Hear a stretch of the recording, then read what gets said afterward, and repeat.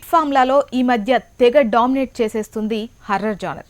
కన్నడం నుంచి డబ్బింగ్ అయి మన ముందుకు వచ్చింది హర్రర్ మూవీ చిన్నారి. ప్రియాంక ఉపేంద్ర నటించిన ఈ సినిమా ఎలా ఉందో ప్రభు గారిని అడిగి తెలుసుకుందాం.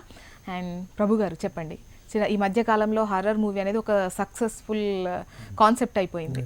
మరి ఈ హర్రర్ స్టోరీ ఎలా అనిపించింది? భయపెట్టిందా? చాలా భయపెట్టింది. ఎలా భయపెట్టింది అంటే 2.5 గంటల సేపు భయపెట్టింది.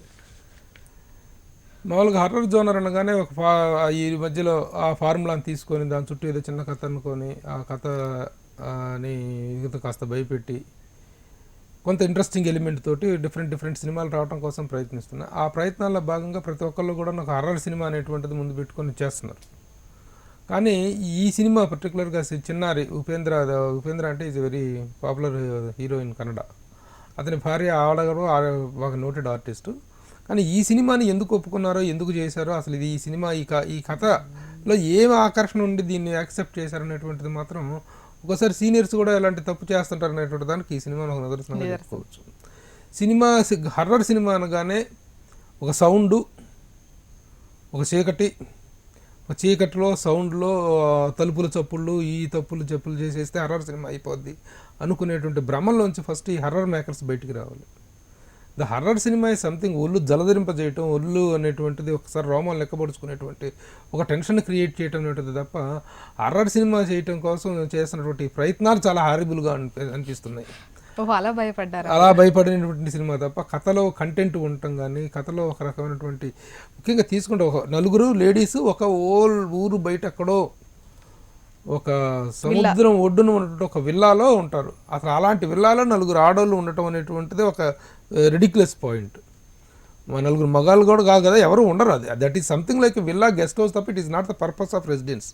అలాంటి ఇంట్లో నలుగురు ఆడవాళ్ళు ఉంటారు. ఆ ఇంట్లో నలుగురు ఆడవాళ్ళు ఉంటే ఆ నలుగురు ఆడవాళ్ళు ఎదలా భయపడ్డారు, ఏ విధంగా అదొక కథ కూడా చాలా ఫులిష్గా అనిపిస్తుంది. కథగా చెప్పుకోవడం కూడా అనవసరం. ఏంటి ఈ కథ, ఏంటి ఈ కథ ఎలా సాగింది, దీంట్లో మలుపులు ఏంటి అని మీరు అడగటం, నేను చెప్పడం కూడా. 30వ వంతు సినిమా అయిపోయిన తర్వాత ఆ దెయ్యం ఎప్పుడో ఒక 40 ఏళ్ల క్రింద, ఒక 50-60 ఏళ్ల కింద చనిపోయినటువంటి ఒక అమ్మాయి, గర్భవతి అయినటువంటి అమ్మాయి చనిపోతే తన తల్లి కావాలన్నటువంటి విపరీతమైనటువంటి తల్లి కావటం కోసం, మాతృత్వం కోసం పరితపించినటువంటి ఒక అమ్మాయి అనుకోకుండా యాక్సిడెంట్లో చచ్చిపోయింది. ఆ చచ్చిపోయిన ఆవిడకి ఆ మాతృత్వపు కోరిక తీరలేదు కాబట్టి ఇప్పుడు ఈ ఇంట్లో ఒక చిన్నారి ఉన్నటువంటి ఇంట్లో ఆ చిన్నారిని ఆవహించింది. ఆ చిన్నారిని తీసుకెళ్తానని వస్తూ ఉంటుంది. తీసుకెళ్ళి ఏం చేసుకుంటుంది దెయ్యం.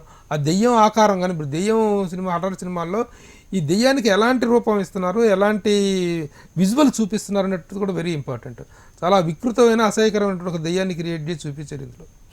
ఆ దెయ్యం ఈ పాపం తీసుకెళ్ళి ఏం చేసుకుంటుంది, అసలు కాన్సెప్ట్ చాలా రెడిక్యులస్గా ఫూలిష్గా అనిపిస్తుంది. 3 అవర్స్ సినిమా అంతా కూడా 2.5 అవర్స్ ఏం చెప్పదలుచుకున్నాడో, ఏం తీస్తున్నాడో, ఏం చూపిస్తున్నాడో అనేటువంటి ఒక్కొక్క ఎపిసోడ్ విపరీతమైన సాగదీత. So this is a film. పెద్ద మించి దాని గురించి మాట్లాడుకోవాల్సిన అవసరం లేదు. సార్, అంటే ఓవరాల్గా కనుక చెప్పమంటే ఇందులో మీకు ఏమైనా ప్లస్ అనిపించిందా? కెమెరా అది కెమెరా ఇక ఏంటి అంటే అడిగితే ఒక ప్లస్ పాయింట్ చెప్పడం కోసం చెప్పేది తప్ప కెమెరా ఒకటి, ఆర్ఆర్ ఒకటి. ముఖ్యంగా ఆర్ఆర్ అనేటువంటిది ఇలాంటి సినిమాలకు ప్రాణం. ఆ ఆర్ఆర్ మ్యూజికల్ ఎలివెన్స్ అనే వల్లనే సినిమా ఒకసారి ఆ మ్యూజిక్ అనేటువంటి తీసేసి మనం కనుక ఇలాంటి సినిమాలు చూసామంటే పిచ్చెక్కుద్ది, అసలు ఏమి ఉండదు. Without music we can't expect an horror film.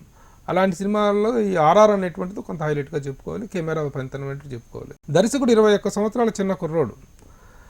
టెక్నికల్గా ఎంత బాగా చేసినా తప్ప కంటెంట్లో ఏముంది అనేటువంటిది. ఇదే దర్శకుడికి కనుక ఒక మంచి స్క్రిప్ట్ దొరికితే he would have become a wonderful director. Okay, మరి మీరు ఎంత రేటింగ్ ఇవ్వబోతున్నారు sir out of 5? 1.50 is my rating to this film. 1.5. Okay sir, మొత్తానికి చిన్నారికి మీరు ఇస్తున్నటువంటి rating 1.5. Thank you sir, thank you very much. మీలో ఎవరు కోటీశ్వరుడు, నేను నా బాయ్ ఫ్రెండ్స్, అదేవిధంగా అమీర్పేటలో, ఇప్పుడు చిన్నారి, వీటన్నిటి సినిమాలు చూసి రివ్యూ అందించినందుకు థ్యాంక్ యూ వెరీ మచ్ అండి. ఇది ఇవాల్టి హెచ్ఎంటీవీ ఫిల్మ్ రివ్యూ షో బొమ్మ బాగుందా. వచ్చే వారం మరిన్ని సినిమాల రివ్యూతో మళ్ళీ కలుద్దాం. Until then keep watching HMTV.